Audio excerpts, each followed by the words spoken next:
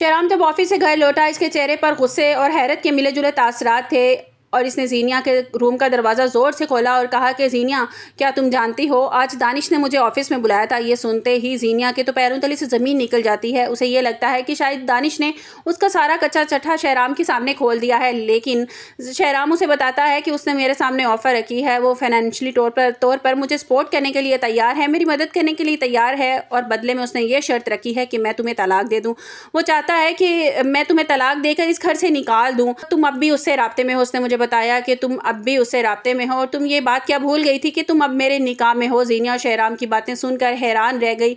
उसने कि दानिश इतना बड़ा कदम उठाएगा और शहराम के सामने इसको रुस्वा करके रख देगा। वो गुस्से और ज़िल्लत से वहाँ से निकली और सीधी दानिश के ऑफिस पहुँच गई। दानिश अपने कमरे में कुर्सी पर इत्मीनान से बैठा था। इसे देखते ही मुस्कुराया।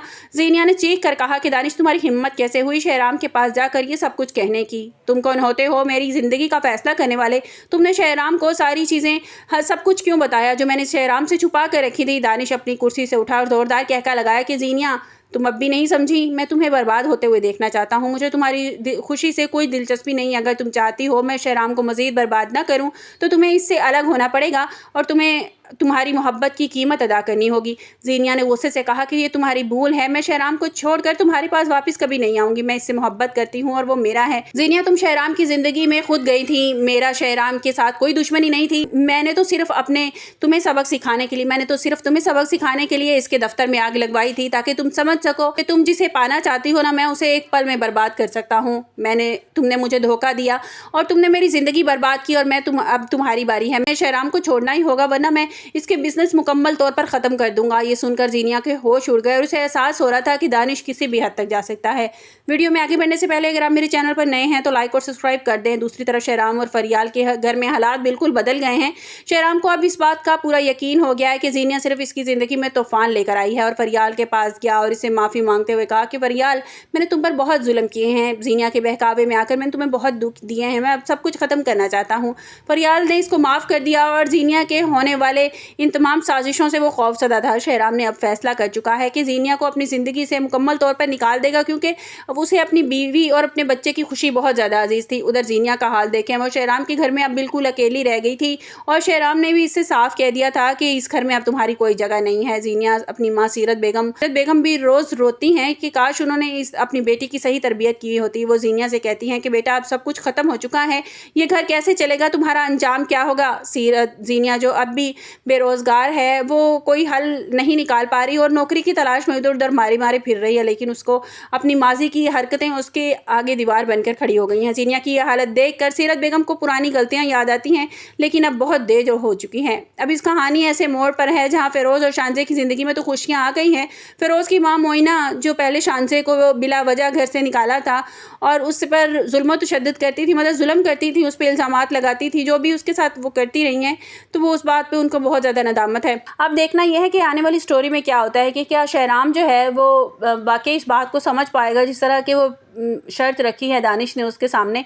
तो क्या उसको यह हिंट मिल जाएगा कि ये दानिश मेरे सामने ये प्रपोज़ल क्यों रख रहा है? मतलब उनका गुमान सिर्फ ये था कि जो शांसे का फर्स्ट हस्बैंड था, एक्स हस्बैंड था, उसने शायद ये आग लगवाई थी। उसने सारा घपला, मतलब जो भी हुआ है वो किया था, क्योंकि पुलिस की इन्वेस्टिगेशन के बाद ये मुकम्मल बात क्लियर हो चुकी है कि ये सब कुछ जो है ना, वो आग जो है वो भड़काई गई थी, लगाई गई थी आग, ये खुद ब खुद नहीं लगी थी। तो ये बात तो बिल्कुल क्लियर हो गई थी। अब रेहान पे तो उनको शक नहीं था और क्योंकि रेहान तो कनाडा में शिफ्ट हो चुका है, लेकिन उसके बाद जाता किस पे शक? और शायद ये बात अब ये माइंड में उनके ये आ भी जाए कि ये हो ना हो, ये भी हो सकता है, दानिश भी हो सकता है। और दानिश जिस तरह से प्लानिंग कर रहा है, जिस तरह से गेम खेल रहा है, हो सकता है कि वो ये सारा मलबा जो है वो ना ज़ीनिया पे डाल दे। जिस तरह शहराम अगर इनकार करेगा, ज़ीनिया को छोड़ने का इनकार करेगा, तो दानिश जो है वो उसको इस बात से भी वो कर सकता है कि मैं सारा मलबा तुम पे डाल दूंगा, मैं इस तरह की चाल खेलूंगा ना, इस तरह से करूंगा कि सारी बात तुम पे आ जाएगी।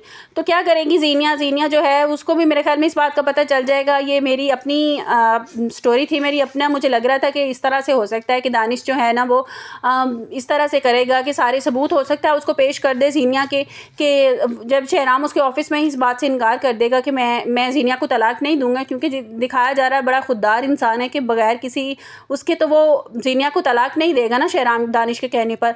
तो फिर दानिश जो है वो सारे सबूत उसको दिखा देगा और कहेगा कि तुम्हें इसको तलाक देनी ही पड़ेगी। जिस तरह से ये मुझे बर्बाद करके गई है ना, मुझे इससे कोई मोहब्बत नहीं है, ना ही मैं इसको अपनी ज़िंदगी में शामिल करना चाहता हूँ। बस जिस तरह से ये मेरी खुशियाँ खा गई है ना, मैं भी इसको बर्बाद होते हुए इसी तरह से देखना चाहता हूँ। तो आने वाले एपिसोड में मुझे लगता है कि कुछ इसी तरह से होने वाला है कि शहराम जो है ना वो ज़ीनिया को तलाक दिलवा देगा, कुछ ना कुछ कर देगा ज़रूर ऐसा कि शहराम मजबूर हो जाएगा उसको तलाक देने पर। आपको मेरी वीडियो कैसी लगी कमेंट्स बॉक्स में अपनी कीमती राय का इज़हार ज़रूर कीजिएगा। मिलते हैं एक नई वीडियो के साथ, अपना बहुत सा ख्याल रखिएगा। अल्लाह हाफिज़।